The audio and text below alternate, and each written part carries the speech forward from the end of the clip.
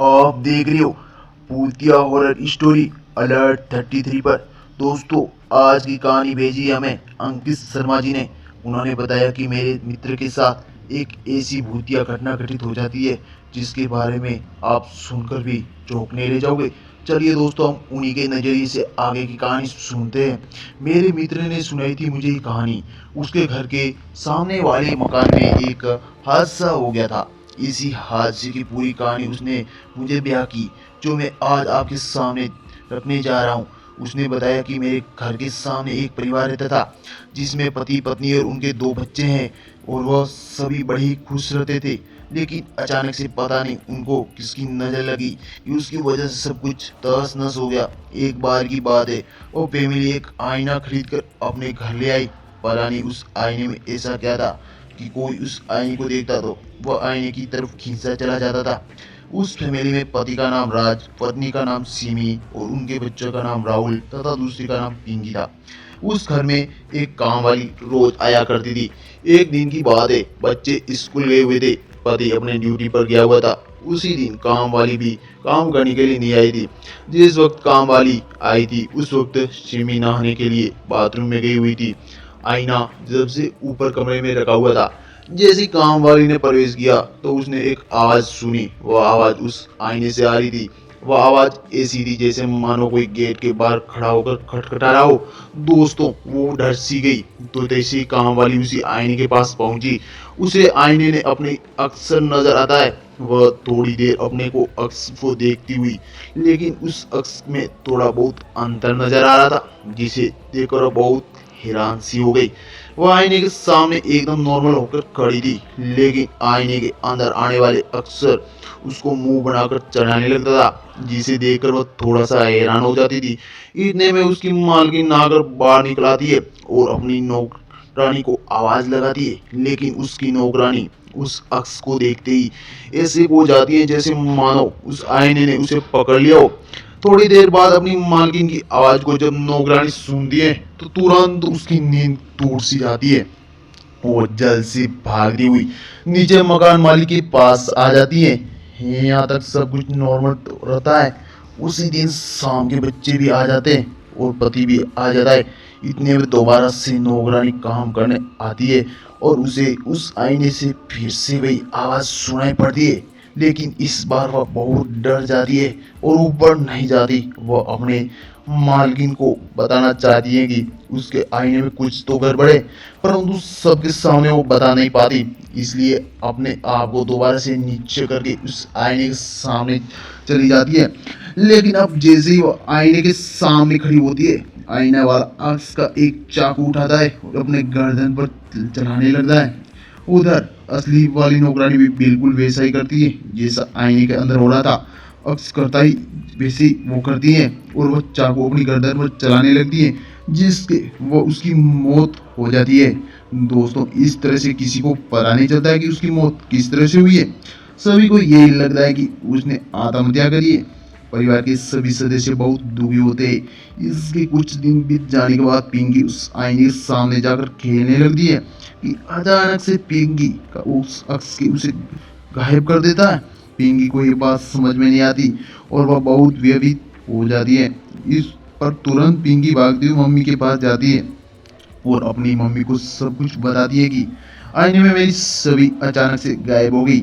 Mummy उसकी बातों पर यकीन नहीं करती। उन्हें लगता है शायद कोई मजाक कर रही है। उसकी बातों को सुनकर मम्मी उसके साथ उस आईने के सामने आती है, परंतु वहाँ ऐसा कुछ भी नहीं था। सब कुछ नॉर्मल दिख रहा था। एक रात सभी लोग सो रहे थे, तभी पिंकी का भाई राहुल अचानक से दरवाजा खटखटाने की आवाज लगाता है। खट खट खट खट आवाज खटखटाता है।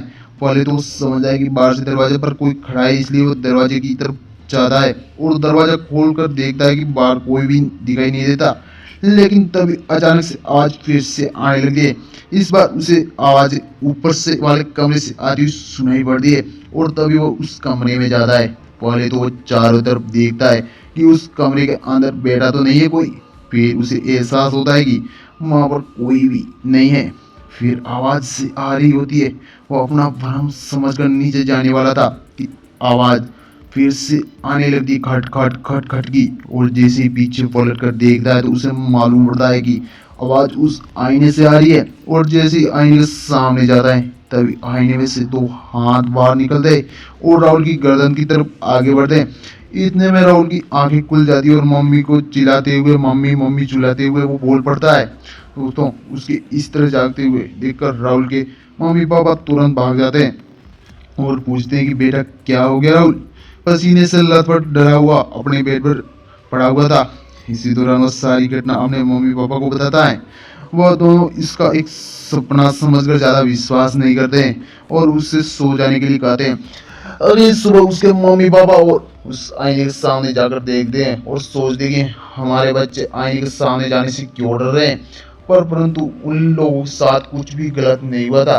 यह एक नॉर्मल आईना समझकर वहां से चले जाते हैं। अगली रात राहुल के पिता देखते हैं कि कमरे की खिड़की के बाहर कोई झांक देख रहा है। वो दरवाजा खोलकर देखते हैं कि उन्हें वहाँ कोई नजर नहीं आता और जैसे ही कमरे के अंदर जाते हैं तो वो परछाई उस आईने वाले कमरे की तरफ से आती हुई प्रतीत होती है और थोड़ी देर बाद उन्हें वो खट खट की आवाज सुनाई पड़ती है। उनको पता चल जाता है कि अब ये आवाज ऊपर से आ रही है। वह दौड़ते हुए ऊपर जाते तभी अचानक से उस आईने में वहाँ राहुल के पिता अक्स दिखा देने लगता है और देखते ही देखते वो अक्स गायब हो जाता है। लेकिन इतने में आईना चटक जाता है और उसका एक टुकड़ा नीचे गिर जाता है। फिर अचानक से राहुल के पापा का छवि दोबारा से उस आईने में आ जाती है और उस टूटे हुए टुकड़े से वह अपने शरीर पर करने लगता है। जैसा जैसा अक्स करता है वैसे ही राहुल के पापा करने लगते हैं और राहुल के पापा के शरीर पर काफी सारे कट लग जाते हैं। इतने में सिमी वहां पर आ जाती है और वो अपने पति को इस कमरे से बाहर खींचकर ले जाती है। अब सिमी को समझ में नहीं आ रहा था कि मेरे बच्चों ने जो कुछ बताया वह सच था और इस आईने में जरूर कोई रूहानी ताकत है। इतना ही नहीं, उस आईने के आने से उस घर में बहुत बड़ी गड़बड़ होती जा रही थी। उस फैमिली के कभी कभी सपने कोई आत्मा दिखाई देती थी और जो उन्हें घूरती हुई नजर आती थी।